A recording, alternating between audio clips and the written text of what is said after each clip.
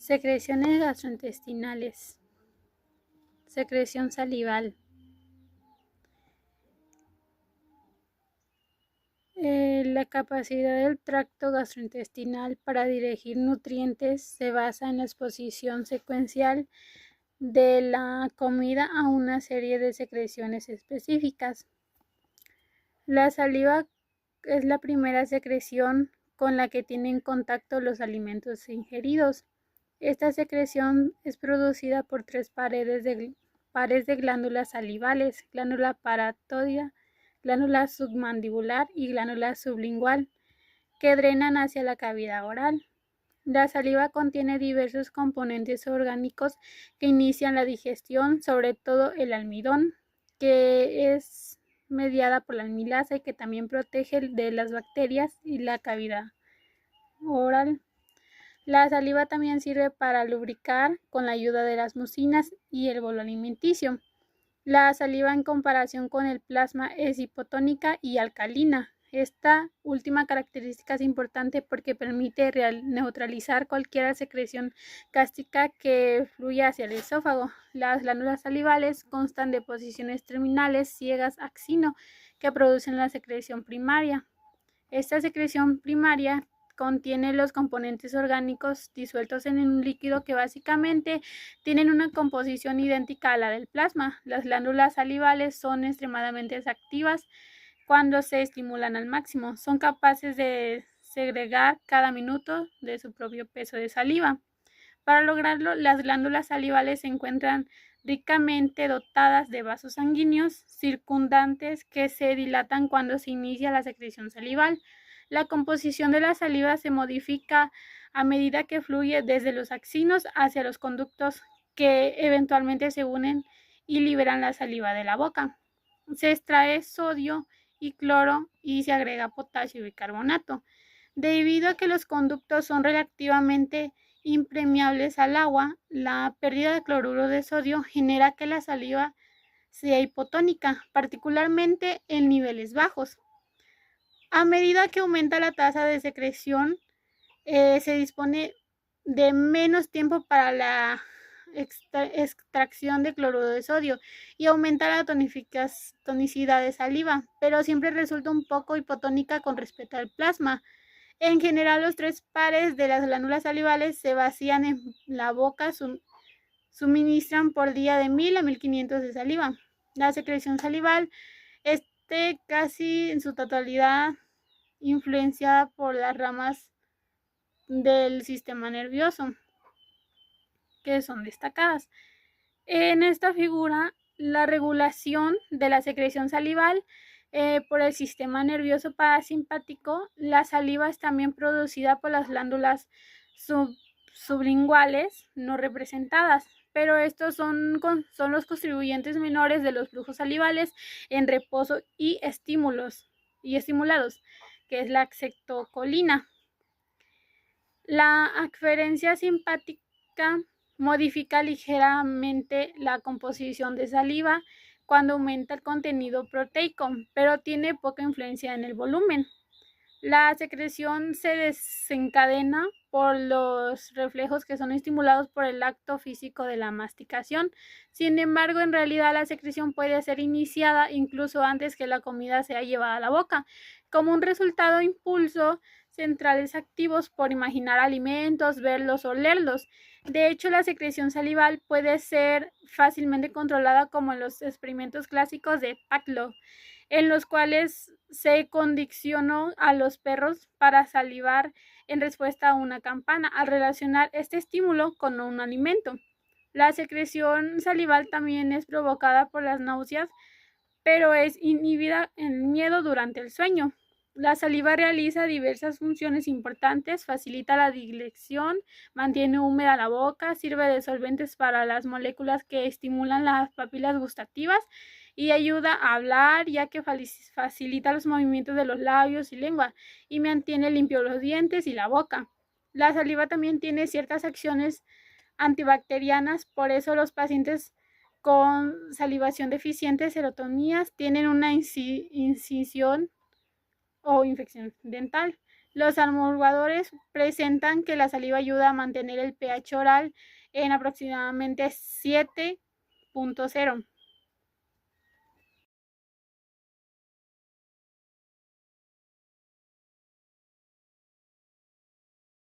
Secreciones gástricas. La comida se almacena en el estómago, se mezcla con ácidos, moco, pexina y se libera hacia el duodeno a una velocidad controlada y constante. La secreción gástrica es un proceso complejo en el que las glándulas del estómago producen una mezcla de líquidos digestivos conocidos como jugo gástrico, que contienen agua, ácido clorhídrico, pexina, factor intraseco, moco y bicarbonato. Estos jugos tienen a función de descomponer los alimentos para facilitar la digestión y absorción de los nutrientes.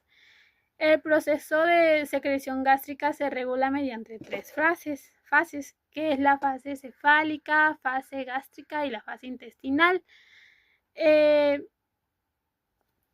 También en regulación tenemos que la secreción gástrica está finamente regulada para asegurar que el estómago produzca los jugos gástricos en la cantidad adecuada, y tiene tres fases que son principales y pues son muy participantes en estas. En la regulación, el factor, los factores hormonales, están los factores hormonales, factores nerviosos, factores locales.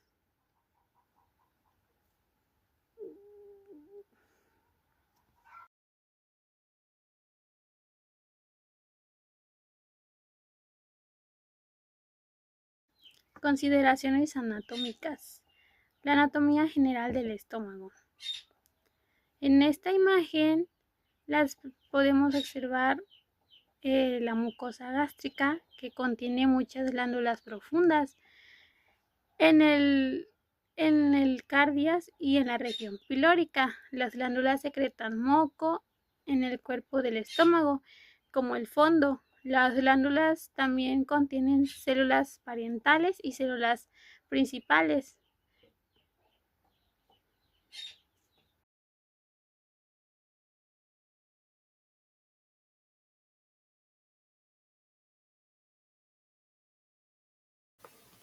A mí me tocó origen y regulación de las secreciones gástricas.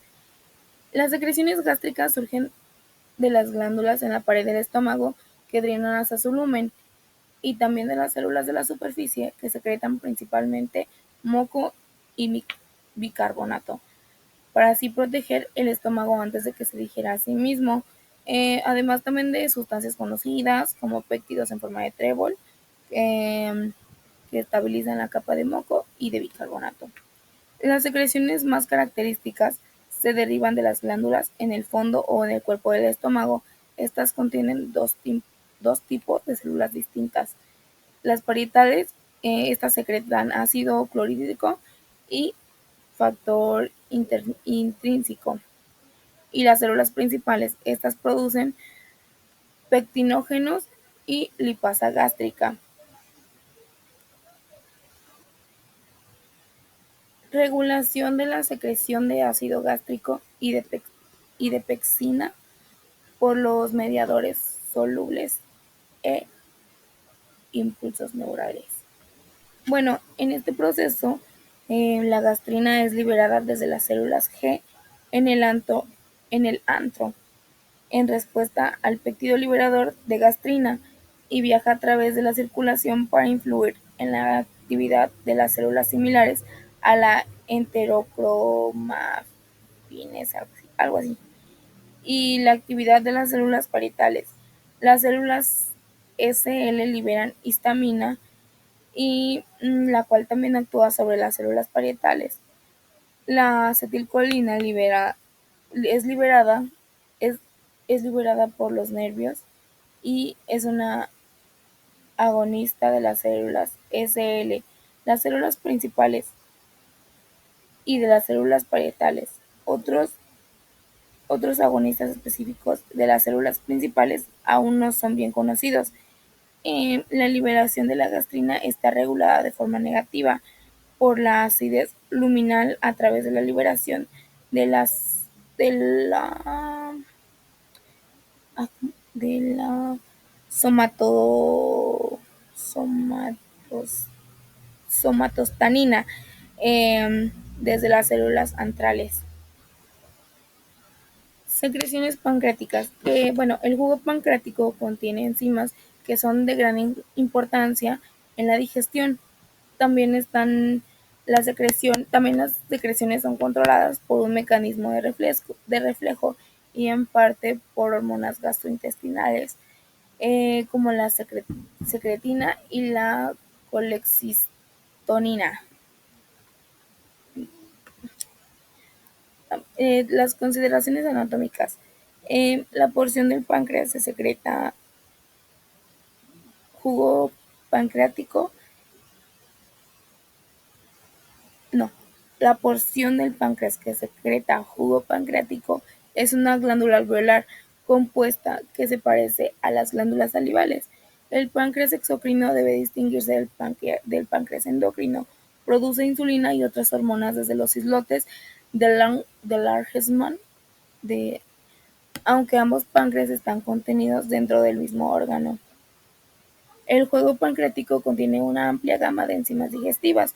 Las enzimas digestivas solo se activan cuando llegan al lumen intestinal y resulta evidente el peligro del potencial de la liberación dentro del páncreas de una pequeña cantidad de tripsina activa.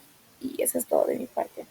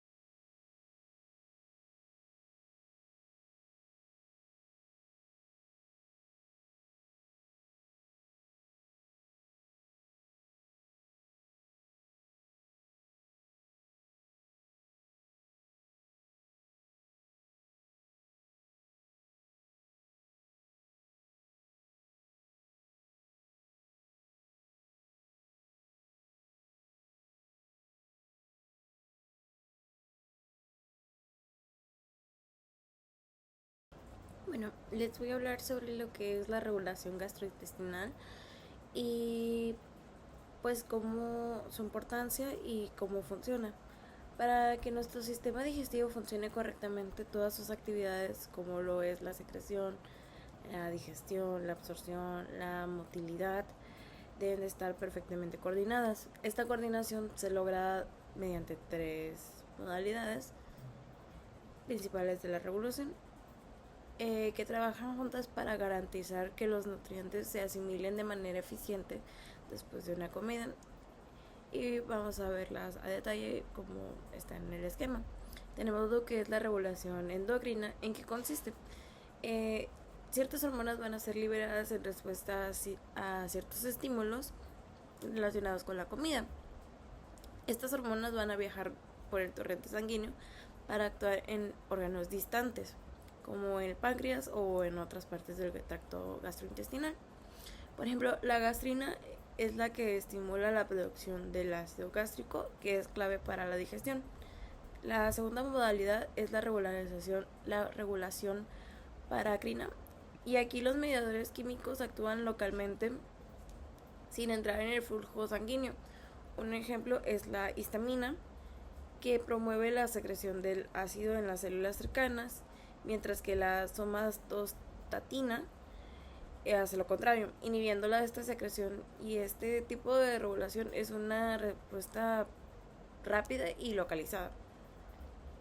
Y finalmente tenemos la regulación neuronal, que incluye dos componentes principales: el sistema nervioso central y el sistema nervioso entérico, que ese más adelante se va a explicar.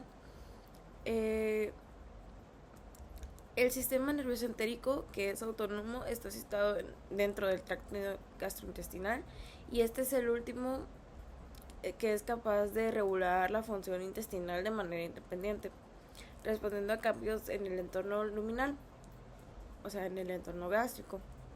Algo interesante que es que a veces una misma sustancia puede actuar en las tres modalidades.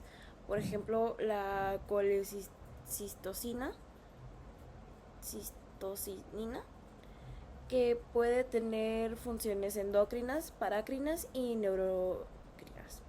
Esto muestra cuán compleja y eficiente es la regulación dentro de nuestro sistema digestivo.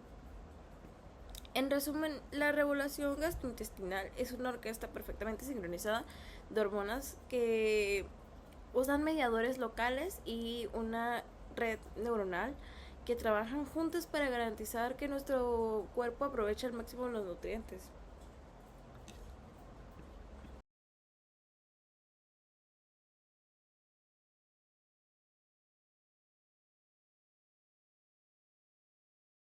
Bueno, ahora vamos a hablar de las hormonas paracrinas. Las hormonas paracrinas son moléculas químicas de señalización que actúan de manera local, o sea, actúan en células cercanas, regulando funciones específicas y asegurando que las respuestas sean rápidas, precisas y adaptadas a las necesidades inmediatas del entorno. Entonces, estas hormonas paracrinas son principalmente secretadas por las células enterodocrinas, y esas células son encargadas de igual forma de secretar hormonas endocrinas como la gastrina y otras que voy a mencionar más adelantito. Entonces, las hormonas paracrinas secretadas por las células enterodocrinas trabajan en conjunto con las hormonas endocrinas, por ejemplo, la gastrina. La gastrina es una hormona secretada por las células de gastrina, también denominadas células G, que se encuentran en las glándulas pilórica de la porción distal del estómago. Las principales acciones fisiológicas de la gastrina son la estimulación del ácido gástrico y de la secreción de pepsina, y la estimulación del crecimiento de la mucosa del estómago y de los intestinos delgado y grueso. Entonces, la secreción de gastrina es afectada por el contenido del estómago, la tasa de descarga de los nervios vagos y los factores de transmisión sanguínea. Entonces, la secreción de la gastrina es incrementada por la presencia en el estómago de los productos de la digestión de las proteínas, principalmente de los aminoácidos, los cuales actúan de forma directa sobre las células G. La fenilalanina y el triptófano son particularmente afectivos. Entonces, la gastrina actúa a través de un receptor que es conocido como el CCKB y que relaciona con el receptor principal CCKA de la colecistocinina. Entonces nos pasamos ahora a la colecistocinina. La colecistocinina tiene gran cantidad de acciones en el sistema gastrointestinal, pero la más importante parecen ser la estimulación de la secreción de enzimas pancreáticas, la contracción de la vesícula biliar, la acción por la que fue principalmente nombrada, y la relajación del esfínter de Ogdi, el cual permite que la bilis y el jugo pancreático fluyan hacia el lumen intestinal. Sus acciones, esas son sus acciones fisiológicas. También en el libro nos muestra la secretina. La secretina es secretada por las células S, que se encuentran en lo profundo de las glándulas de la mucosa, de la porción superior del intestino delgado. Entonces la secretina aumenta la secreción de bicarbonato de las células ductales del páncreas y del tracto biliar. Entonces, de este modo provoca la secreción de un jugo pancreático acuoso y alcalino. También aumenta la acción de CCK, colecistocinina, a partir de la producción de la secreción pancreática de las enzimas digestivas. Disminuye la secreción de ácido gástrico y puede causar la contracción del esfínter pilórico. En el libro también nos muestra el GIP. El GIP es un polipéptido inhibidor gástrico, que es una hormona peptídica producida por el sistema gastrointestinal. Es secretada por células especializadas del intestino delgado. Su secreción es estimulada por la glucosa y por la grasa en el duodeno. Fue nombrado péptido inhibidor gástrico porque en grandes dosis inhibe la secreción gástrica y la motilidad. Y pues por último nos muestra en el libro la somatostatina, que es una hormona inhibidora de la hormona del crecimiento. Es secretada de modo paracrino por células D en los islotes pancreáticos y por células D similares en la mucosa gastrointestinal. La somatostatina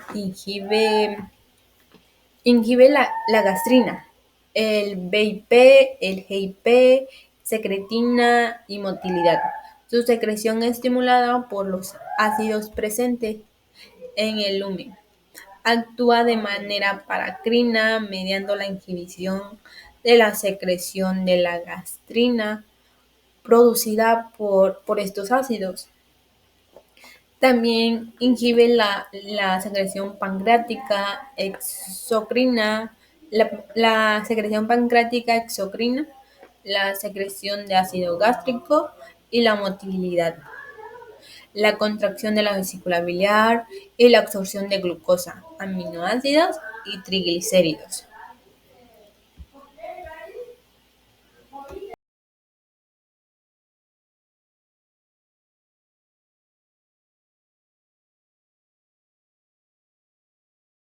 Hola, yo les voy a hablar sobre el sistema nervioso entérico.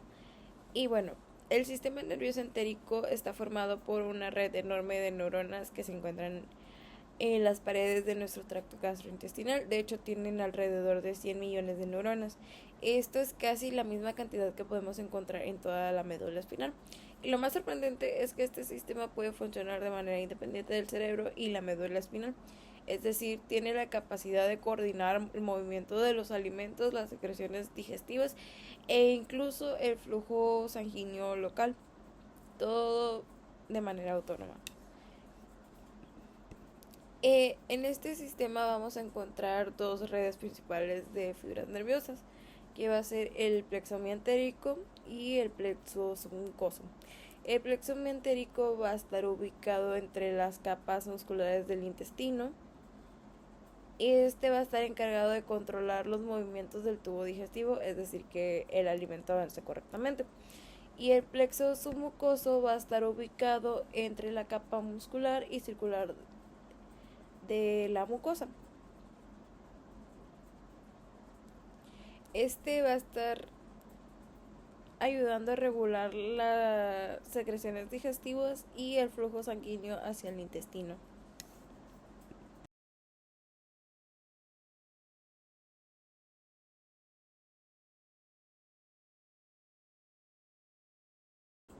Bueno, como les comentaba, este pequeño diagrama, el plexo mentérico lo vamos a ver en la parte superior de color rosita. Este plexo se va a encontrar entre las capas musculares longitudinal y circular del intestino, y su función principal va a ser controlar los movimientos del tubo digestivo, como la contracción y la relajación necesaria para que los alimentos avancen. El plexo submucosal va a estar debajo, que va a ser el color amarillito, y este se va a encontrar o va a estar ubicado entre la capa muscular circular y la mucosa del intestino. Bueno, su trabajo de este va a ser, como ya lo había comentado, va a ser regular las secreciones intestinales y el flujo sanguíneo hacia el tracto gastrointestinal.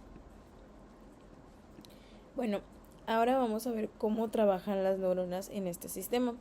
Las neuronas sensoriales en color azul, que van a ser esta línea color azul, son las encargadas de detectar los cambios en el entorno interno, como la presencia de los alimentos o cambios en el pH.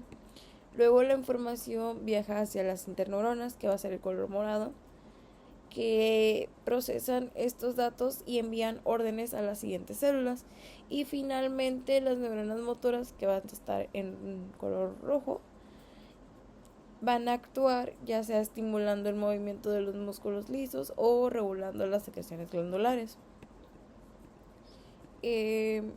Aunque este sistema puede funcionar de manera autónoma, también está conectado al sistema nervioso autónomo. Las fibras del sistema parasimpático, que va a ser el color azul clarito, tienden a inhibirla, disminuyendo el movimiento y aumentando la contracción de esfínteres.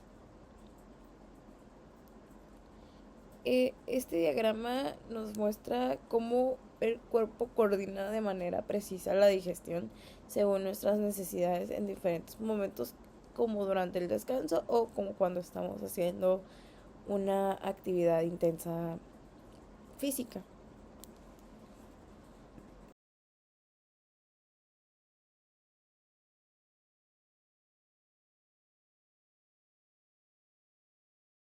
Ahora hablemos sobre los neurotransmisores presentes en este sistema. Vamos a tener lo que es la acetilcolina, aminas, adenosín-3-fosfato, que va a ser el ATP, gases no y co, péptidos y polipéptidos, norepinefrina y serotonina, aminoácidos y aminobutiriano.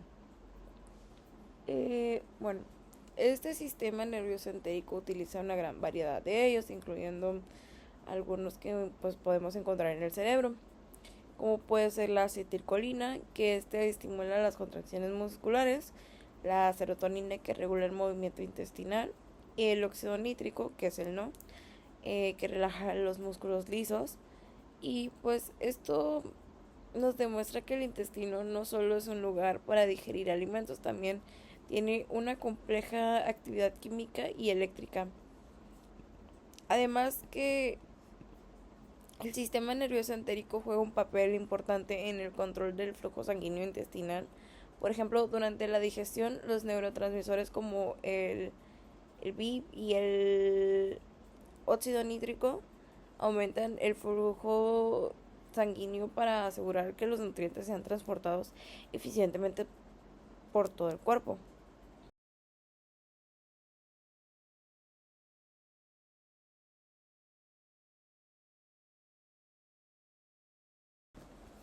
Bueno, y como podemos ver, el sistema nervioso entérico es mucho más que un simple regulador del sistema digestivo.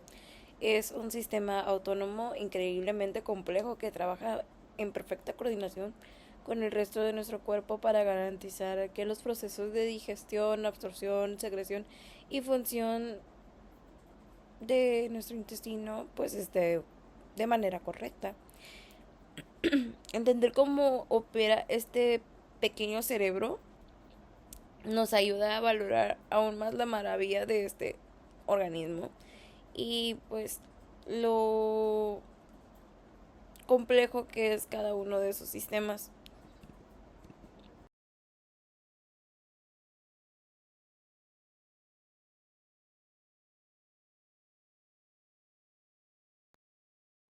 Bueno, yo voy a decir lo del sistema inmune gastrointestinal. Soy la alumna Miranda Soberanis del Montserrat del grupo 206. Debemos decir que la contiguidad entre el lumen intestinal y el mundo exterior nos va a generar que el sistema gastrointestinal sea una puerta de entrada para las infecciones.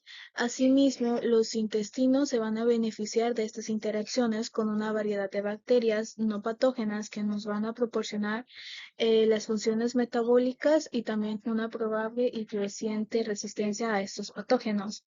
Es que debido a la constante estimulación microbiana, el intestino va a desarrollar un conjunto de mecanismos de inmunidad que puede ser innata como adaptativa, lo que nos va a ayudar a distinguir lo que es bueno y malo. Aquí podemos decir que la mucosa intestinal va a contener un mayor número de linfocitos que la circulación y un gran número de células inflamatorias que van a defender a esta mucosa si es que se lleva a romper las defensas epiteliales. Y es que tanto las células inmunes como sus productos van a influir en las funciones fisiológicas del epitelio, de las células endocrinas y de los nervios y de los músculos lisos. Y los números de microbios van a aumentar en mayor grado a medida que se incremente la distancia de la boca. Por lo tanto, es más alto que en el colon, donde las microbiotas se encuentran dominadas por los anaerobios estrictos. Aquí los microbios van a suministrar un gran número de metabolitos que no pueden ser producidos por ninguna de estas células, y entre ellas van a estar lo que son las vitaminas y los nutrientes de recuperación, que de lo contrario no podrían ser digeridos por las enzimas pancreáticas. Y así las fibras dietéticas van a ser digeridas para producir lo que son ácidos grasos de cadena corta, que puedan ser posteriormente absorbidos a través del epitelio del colon. Por lo tanto, estas bacterias se van a desconjugar a los ácidos biliares, permitiendo así que las formas no conjugadas sean absorbidas de forma pasiva cuando regresan a la circulación portal. En general, estas propiedades colectivas de la microbiota aumentan la resistencia a una colonización por microorganismos patógenos, y estos van a educar al sistema inmune de la mucosa durante la vida postnatal temprana y van a enviar al cerebro señales que van a modificar el comportamiento. Y es que cuando el equilibrio de esta comunidad microbiana se altere, se va a conocer como disbiosis, y esto es una consecuencia de alguna enfermedad o del uso de antibióticos de amplio espectro. Y esto puede hacer que un impacto de la fisiología intestinal pueda presentar una oportunidad para que estos patógenos colonicen lo que es el intestino.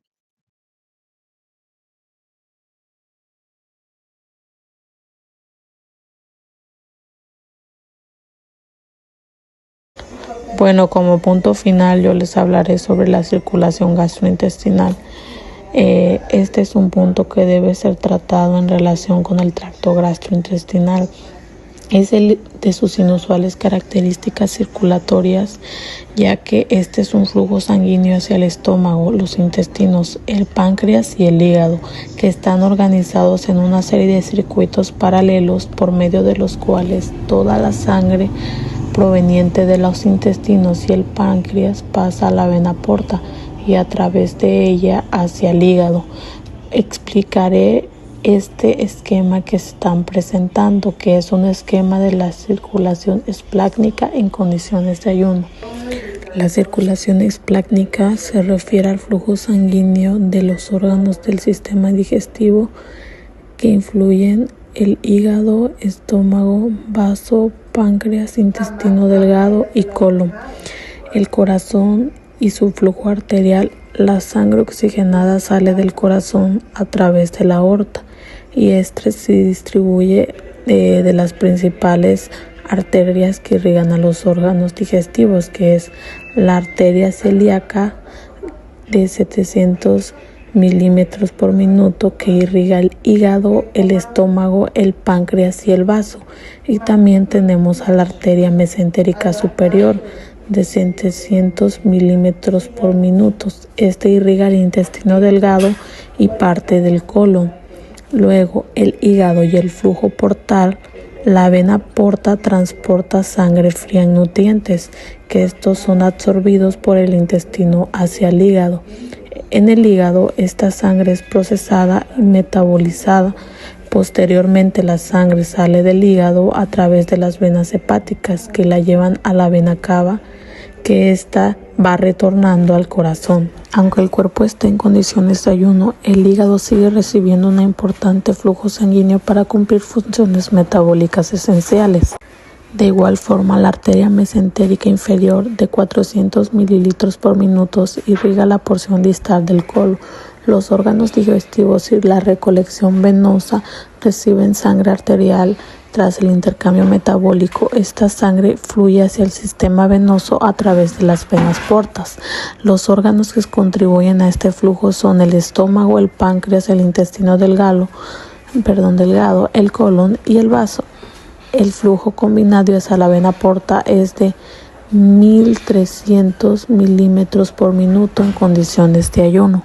El asterisco en la imagen indica que las ramas de la arteria hepática también irrigan órganos como el estómago, el páncreas y el intestino delgado, además del hígado. Este esquema refleja cómo el sistema circulatorio coordina el transporte de sangre entre el corazón y los órganos digestivos, el hígado, incluso durante el ayuno, asegurando que el hígado reciba nutrientes y sangre para mantener el metabolismo basal del cuerpo. El intestino suministra un entorno líquido en el que pueden ocurrir los procesos de digestión y de absorción. Entonces, cuando la comida ha sido asimilada, el líquido utilizado durante la digestión y la absorción es más que nada absorbido por el transporte de regreso a través del epitelio para que éste evite la deshidratación. Igual en transporte activo de iones y de otros solutos en el periodo posterior a una imagen de alimentos, gran recaptura de líquidos que es impulsada por el transporte acoplado de nutrientes como la glucosa con iones de sodio. Bueno, en esta imagen veremos la absorción electroneural del cloruro de sodio en el intestino delgado y en el colon. Como sabemos, el cuerpo necesita absorber sal. Para mantenerse en equilibrio necesita la absorción de manera electroneutral, que es decir, el sodio y el cloro se absorben juntos para evitar el desequilibrios eléctricos en las células. Como vemos, el sodio entra en las células de la pared intestinal a través de un transportador que intercambia sodio con hidrógeno, que esto ayuda a que el sodio se mueva desde el interior del intestino hacia la célula. Luego, el cloruro entra en la célula intercambiándose con bicarbonato, un ion que ayuda a mantener el equilibrio ácido-base en el cuerpo. Después, el sodio es bombeado fuera de las células hacia el espacio intercelular por una bomba especial llamada sodio-potasio ATPasa, usando energía del cuerpo ATP. Y al final, el cloruro sale de las células hacia la sangre mediante otro transportador que lo lleva junto con potasio. Este paso ayuda a mantener el equilibrio de iones en la célula. Bueno, aquí igual veremos la absorción electrógena de sodio en el colon. Bueno, el agua sigue para mantener un equilibrio osmótico, además que en el colon, particularmente en el colon distal, ocurre un mecanismo electrogénico adicional para la absorción de sodio. Por este mecanismo, el sodio pasa al lado de la membrana apical a través de un canal de sodio epitelial, que es idéntico al expresado en el túbulo distal del riñón. En este mecanismo se sustenta la capacidad del colon para desecar las heces, asegurando que solo se pierde una pequeña parte de la carga de líquido del cuerpo utilizado diariamente en la digestión y la absorción de las comidas diarias.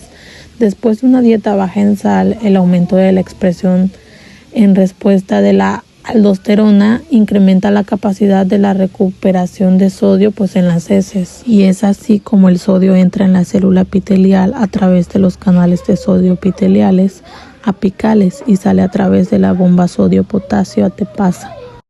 Bueno, y por último hablaré sobre la secreción del cloruro en el intestino delgado y en el colon.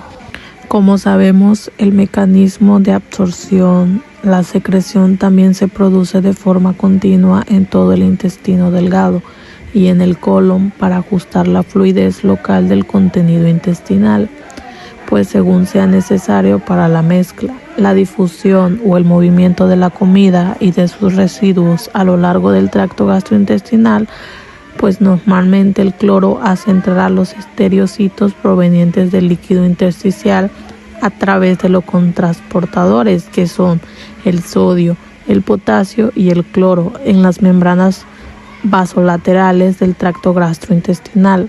La capacitación del cloruro se produce a través del cotransportador de sodio-potasio.